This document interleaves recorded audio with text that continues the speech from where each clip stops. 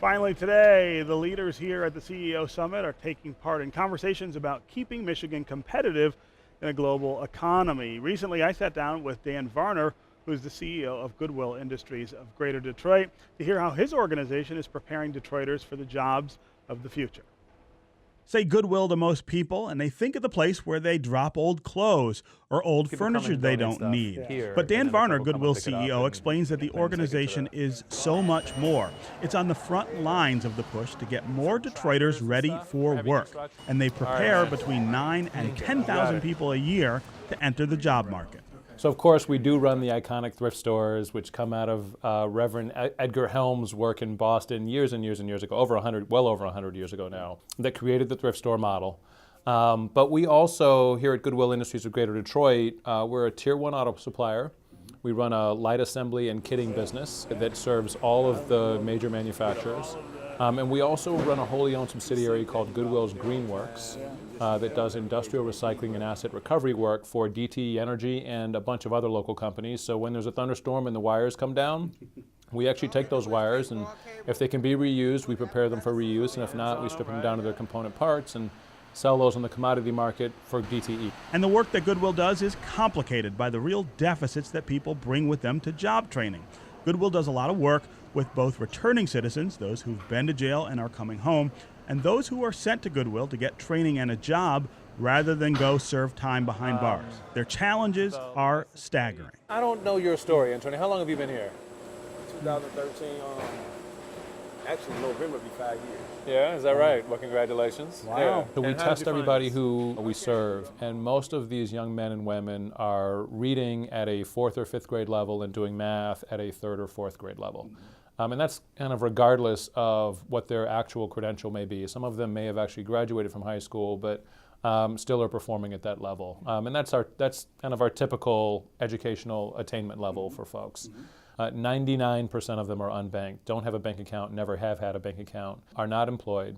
Most of them are homeless or near homeless, so they're literally couch surfing or living out of a car if they happen to have one. Speaking of cars, most of them don't actually have access to a car, much less actually drive one. We're talking about 30% or so max with access to a car or actually driving one.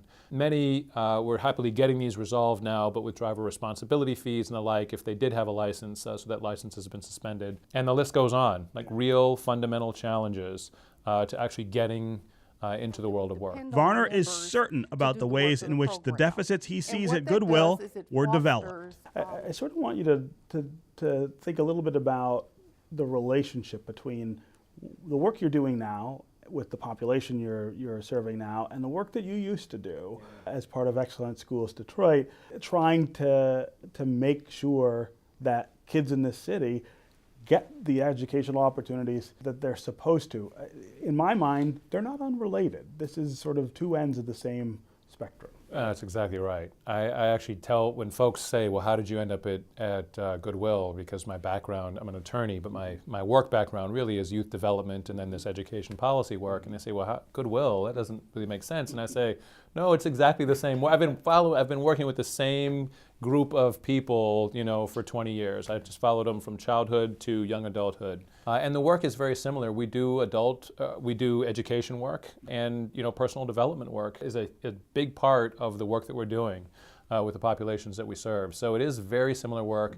And of course, maybe most plainly, we serve many folks who our education system failed. And when I say our education, picking up the slack for right, something that wasn't done before. That's right. Varner is sure about who's to blame for those failures. I blame all of us for the failure of our education system collectively. It is a public responsibility. And every person who is watching this show right now, and both of us, are all equally responsible for the mess that we've made of our public education system in the state. And he is just as sure about the mistakes we have made. When the state lifted the cap on charter schools, my issue actually with that in hindsight is not that the cap was lifted. It was that it was done so without regard to quality, without regard to performance. We had an opportunity in that moment to actually raise the bar on the performance of our charter schools, which I think in turn would have raised the bar for the performance of all of our schools in some respects.